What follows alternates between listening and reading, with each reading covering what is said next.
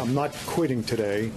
I don't believe, and I just talked to the president, I don't think I'm being fired today. This is really, really hard work, running the United States of America. I don't run it. I was not sent into or brought in to control him, and I can guarantee to you that he is now presented with options, well thought out options. When members of Congress say things that are unfair or critical, the president has a right to defend himself. You guys with the cameras always catch me when I'm thinking hard, and it looks like I'm frustrated and mad. One of his frustrations is you. I will give you the benefit of the doubt, maybe develop some better sources.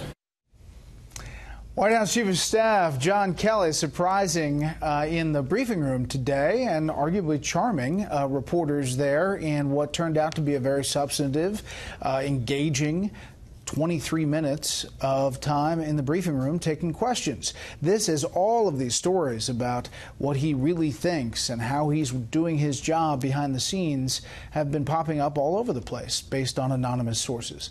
Let's bring in our panel. Steve Hayes, editor-in-chief of the Weekly Standard, Molly Hemingway, senior editor at The Federalist, and Michael Crowley, senior correspondent for Politico.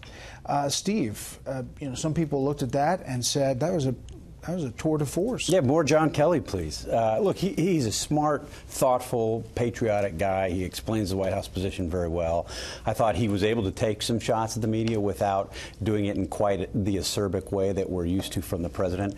But it's a good position for the White House to be in. I think he helps the president recover from these tweets that the president sent, which were much more aggressive, much more antagonistic, suggested pulling licenses and even censoring because he doesn't like the content of these things. General Kelly did it with a smile, and I think did it much more effectively. I mean, he did say that the tweets are not a problem for him, or it doesn't make his job tougher. I think that was one of the elements that the reporters in the room thought maybe that's interesting to hear him say. Here's a question by John Roberts about frustration, whether Kelly is frustrated. I don't mean any criticism to Mr. Trump's predecessors, but there was an awful lot of things that were, in my view, kicked down the road that have come home to roost pretty much right now that have to be dealt with. Are you frustrated? No, I'm not frustrated. This is hard work, John.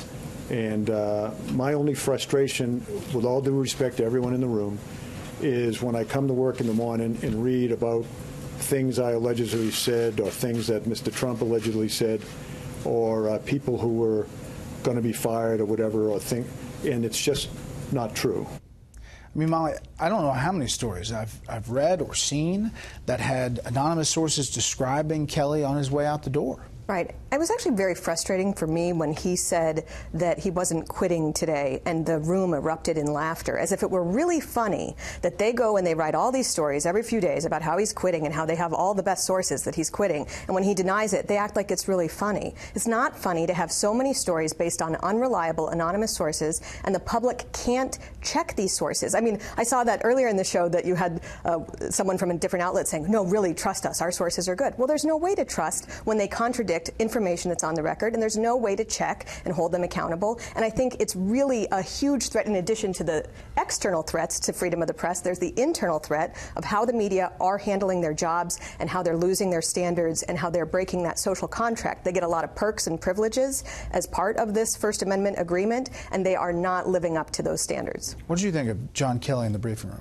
Well, I thought he was a nice breath of fresh air in there. It's usually antagonistic, and even that was somewhat antagonistic, but with a kind of a lighter tone to it. So strategic to bring him out in that sense. I also think that there is a narrative, which the White House obviously disputes, that it's chaos and everyone's on the brink of quitting and they're just barely containing Trump and all his wildest impulses. And Kelly comes out, and he's a guy with natural, unforced authority, military man, who also has kind of, it turns out, sort of a light touch and a sense of humor. And I think that it projects an image, which I have to say, in defense of my colleagues in the press, I'm not sure it is an accurate image. I mean, not all these stories may be right, but a lot of the anonymously sourced stories that have come out of this administration have been borne out. And the mere fact that people are talking so freely and critically about the president, the way the White House is being run, tells you something. Having said that, it does present a face of kind of calm, quiet authority that I think is useful for the White House in trying to bat back that narrative.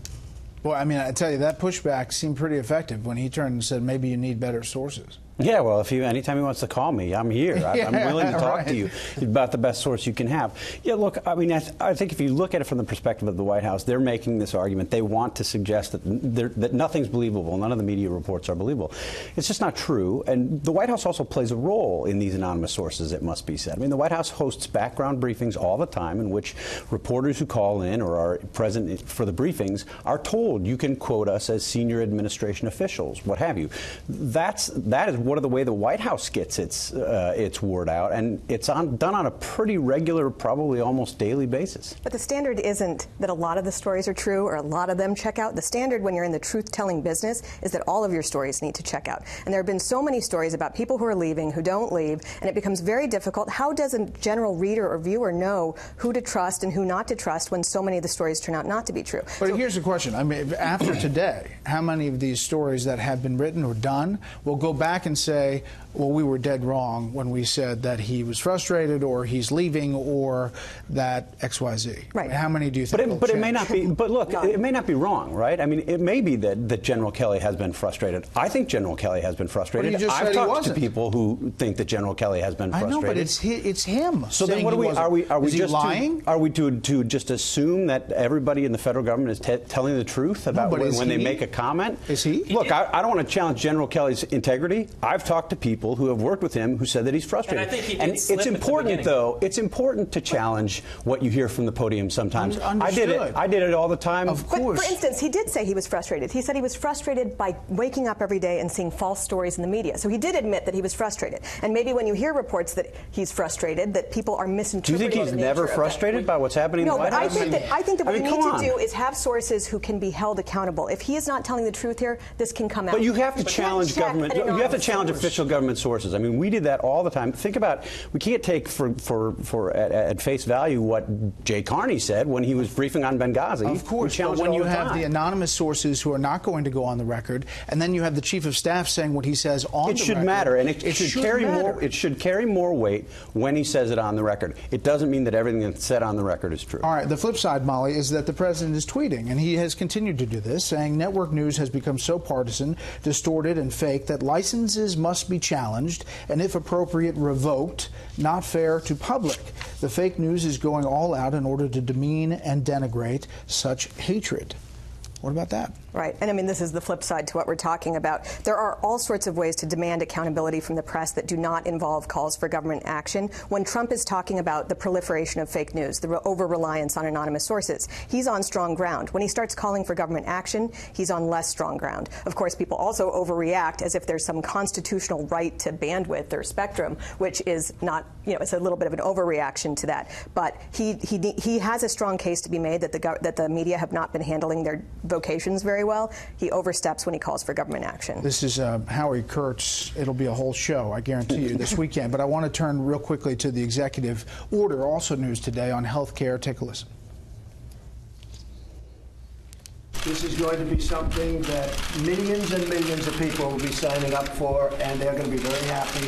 This will be great health care. It is a sabotage of the Affordable Care Act, and quite frankly, a real disservice to the American people, many of whom voted for him. This has long been part of our strategy to try and help Americans get access to more affordable health care, to bring more choice and competition in the marketplace and lower premiums. So it's in perfect keeping with what we've been planning all along. And just to go over some bullet points here quickly, it directs the Secretary of Labor to consider allowing small businesses to form association health plans, AHPs, which could allow more consumers to buy health insurance across state lines. The Department of Treasury, Labor, and HHS to consider giving people more access to short-term limited duration insurance. And it directs Treasury, Labor, and HHS to consider changes to health reimbursement arrangements, HRAs, to pay for employees' medical needs. It's essentially around the edges of what they haven't been able to do legislatively. Exactly. I mean, this is a response to what has been one of the great frustrations of Trump's presidency, is that they haven't been able to